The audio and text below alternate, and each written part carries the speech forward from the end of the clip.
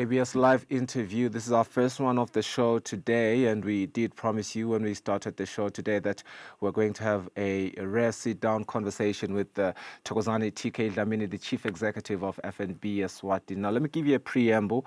In a financial landscape that is marked by volatility and transformation, there's only one brand that has stood firm, evolving with the times while anchoring its values.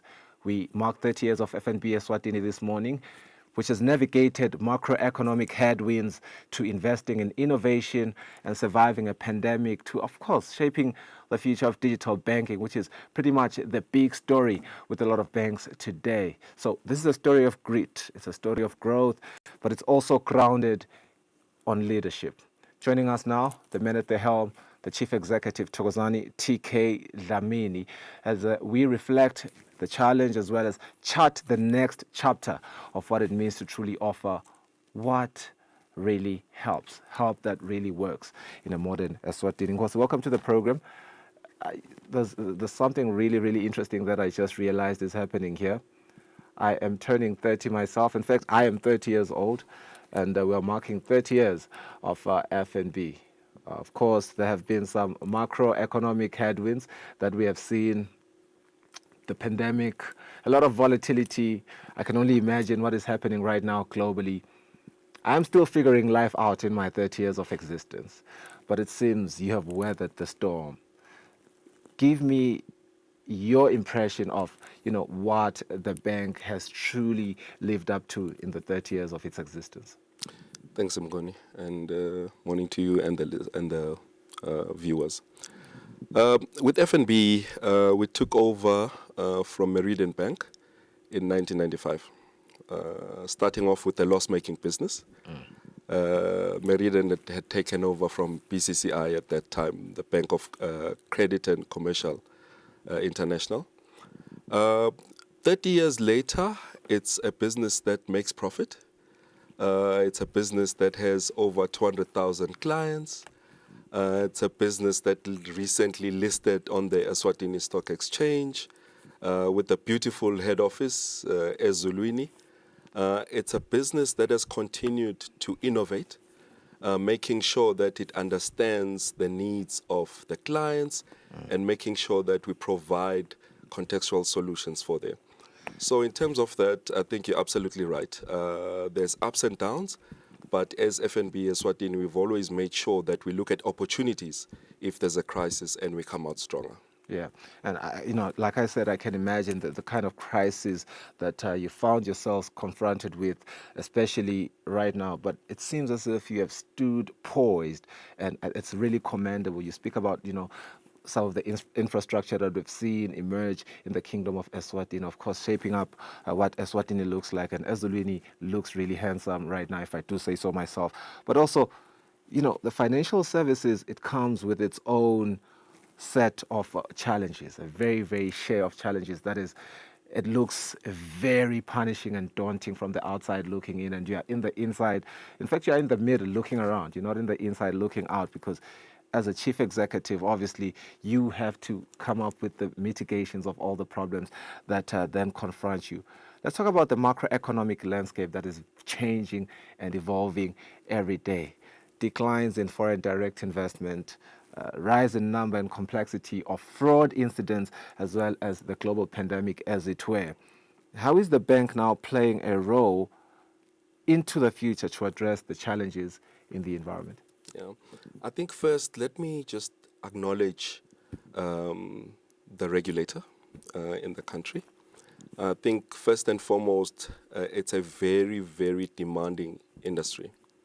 You are dealing with clients. You have to make sure that you protect the needs of the client. Yeah. And the regulator always does that. The regulator's role is to make sure that they provide the rules, they regulate the environment, and they also monitor the banks to make sure that the consumers are protected, as well as making sure that we look out for any systemic risks.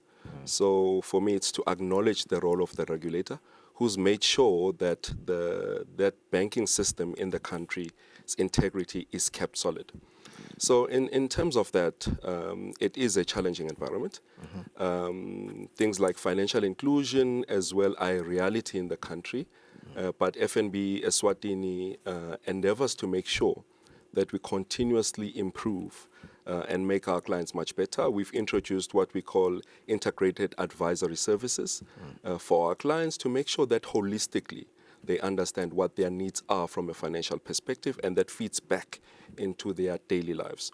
And then we're also making sure, with what we're seeing with fraud, as you've mentioned, to make sure that we raise awareness to our clients in terms of understanding what to do and what not to do with all this technology that is ever increasing by the day. To make sure that you avoid things like we've recently seen, fakata and all of these things. The key thing is to make sure that we raise awareness, which our team, our fraud team, is working together with the police to make sure that we continuously raise this awareness to our clients and the general population. Yeah, it seems as if the focus is really just beyond making profit and the business for you, which is commendable, really. You speak about financial inclusion, very, very critical point that you are raising there. But also, just understanding really the corporate responsibility that you have as a corporate citizen, as a FNB Eswatini. How are you playing this role, really? And are you happy with what you have been doing so far? Or there's more to be done. That's my favorite topic. Okay. We call it shared prosperity. Right. You are a corporate citizen. You provide services and products to clients. But what is important is for you to also leverage what you have as a business, and whether it's your capital or services that you provide to elevate the country. So what we do is we participate, one, by making sure that we increase the number of suppliers that we source locally. That's the first thing we do. We make sure that we participate in financial inclusion initiatives, as mentioned, to make sure that we elevate the country, to make sure that the country understands what needs to happen from a financial perspective, understanding your needs, so that people don't fall into incidents where they start investing in products or services that are not selling the real truth out there. So we participate in that. We also provide, through the FNB Foundation, 1% of our profit after tax to corporate social responsibilities. We've been able to help child-headed households. We recently assisted with the flood victims in February. So all of those are key initiatives, raising entrepreneurs. We also participate in the Entrepreneur of the Year initiatives throughout the country that normally culminates in a big ceremony that happens around August in the Kingdom. So all of those are initiatives that ensure that we're participating as a responsible corporate citizen in the country. Absolutely. I mean, you've counted quite a lot, but my head just reminded me of your contribution in the academic sector as well, particularly in the ICT space. We have seen a very, very intentional contribution there from FNB Eswatini, as well as golf.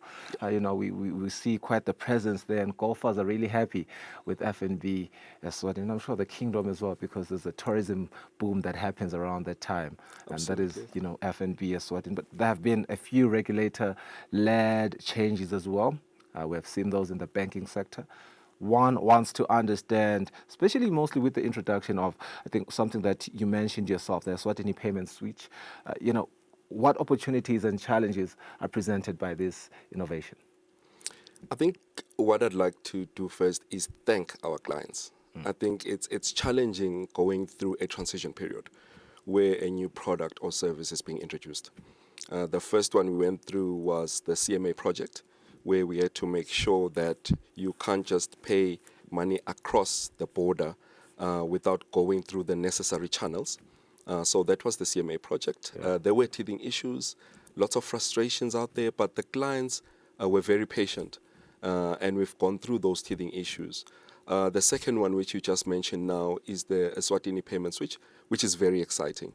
For us, it's the country moving forward. I think we've been left a bit behind because things like a payment switch assists in accelerating things like financial inclusion, by making sure that those as well who've been left in the peripheries of this financial industry are also included. We are live in testing and will soon be going fully live together with the other banks in the country, led by the central bank. It's an initiative that will help make sure that transacting in the country becomes much more efficient and also affordable, much more affordable as well to everyone in the kingdom. So very excited about the project. Exciting indeed. Now, Dlamini, unlike my 30 years of existence, there's still quite a lot that I need to earn in order for me to sit back and say, you know what, it's time for me to relax. Your milestone comes with a lot of wins. You've weathered a lot of headwinds and you've turned them into tailwinds. How are we celebrating this milestone? Oh, it's going to be an exciting year. So we formally celebrate on the 13th of April, which is next week. We've set up a number of initiatives that we're going to be putting in place. We started off yesterday. I was in the Manzini branch where we were giving nice, beautiful cupcakes to our clients in terms of celebrating this 30-year milestone.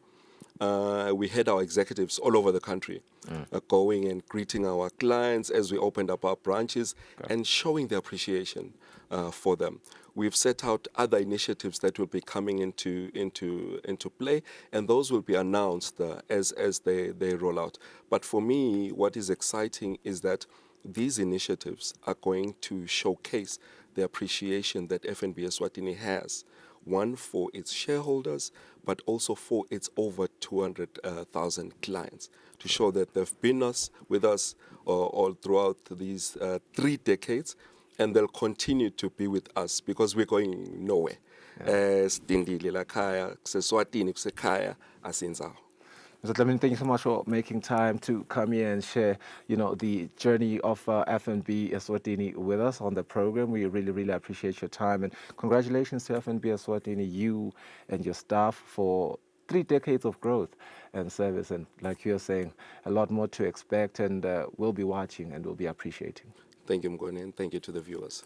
Mr. Dlamini is the Chief Executive of FNB Eswatini, and that's it. 3 decades of existence in the Kingdom of Eswatini. Over 200,000 clients is something to celebrate, and indeed, they'll be celebrating on the 13th of April. Let's go for a break. A lot more for you after the break.